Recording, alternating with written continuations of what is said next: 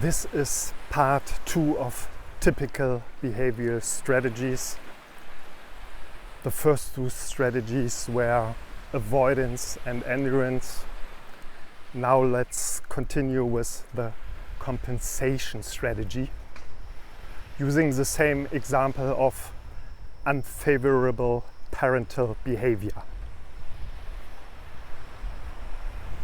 So, a child might develop the belief that something is wrong with them, and as a result they may start trying extremely hard to avoid making mistakes, to do everything right, just to avoid ending up in those painful, hurtful situations again.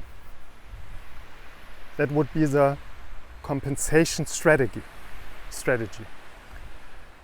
But how realistic is it for a child to never make mistakes? Not very. Being a child is basically one long learning process where things don't work perfectly right away. So the child might develop another belief. I just need to try harder. I need to think further ahead. I need to be even more careful. What might that lead to in adulthood? Well, I leave that to your imagination. Another form of compensation based on the belief of not being lovable could be trying to gain something as essential as appreciation, recognition, and love through achievement. The child starts performing in school, in sports, at home, taking responsibility, helping others, not being loved for who they are. They compensate by achieving and receive love, recognition, and appreciation in return. As an adult, this might show up as a strong drive to succeed academically, working a lot, choosing careers with high responsibility, helping others excessively, placing a lot of value on status symbols. To sum it up, as children, we are likely exposed to thousands of difficult or unfavorable situations. If they occur repeatedly, we start unconsciously to form thoughts and beliefs about them. And based on those, we develop strategies to cope with pain and hurt. And those strategies might be avoidance, endurance, compensation. And typically, we carry these strategies into adulthood and continue using them in similar situations. And often, that's highly unhelpful. But at the same time, it makes sense, perfect sense. How could we behave differently if we are not even aware of it? As children, our options were very limited when dealing with difficult situations. As adults, we can bring awareness to all of this. What happened back then, how it shaped our current behavior, even if it no longer makes sense today. Even if it's just frustrating now.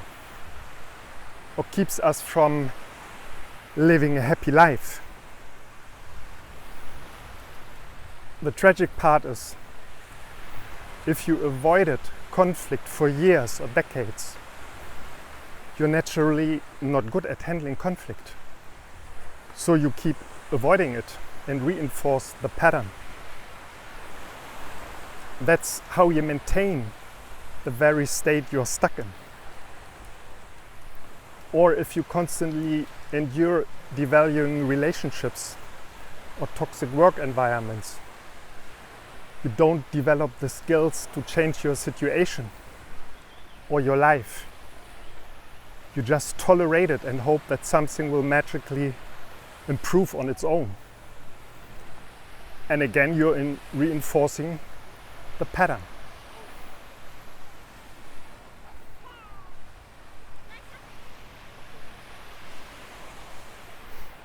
Some people might say, well, if you wait long enough, maybe your partner will leave or your boss will be transferred. Sure, sometimes that strategy works, but sometimes it doesn't. And I get it. Working on these things as an adult is annoying. It takes effort.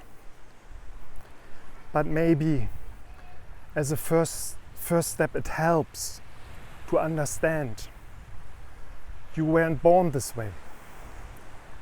These strategies developed at a time when you didn't have many other options to deal with your parents, other people, or the world. And this is where psychology can help to look at what kinds of difficult situations you experienced as a child, what beliefs and assumptions you developed about yourself, others, and the world, and which strategies came out of that: avoidance, endurance, compensation. And from there you can decide as an adult, do you want to develop different, more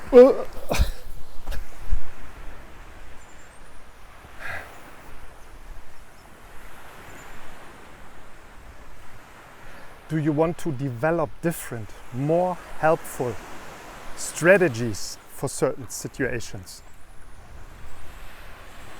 Yes, it's uncomfortable, but it's possible. And if you don't want to look into your childhood, that's fine too. Then you can simply look at the present moment. Where do you have unhelpful strategies today? And how you can turn them into more helpful ones. Still uncomfortable, still possible. Did I mention that changing yourself can be annoying? No? Good. Because honestly, it's mostly just at the beginning.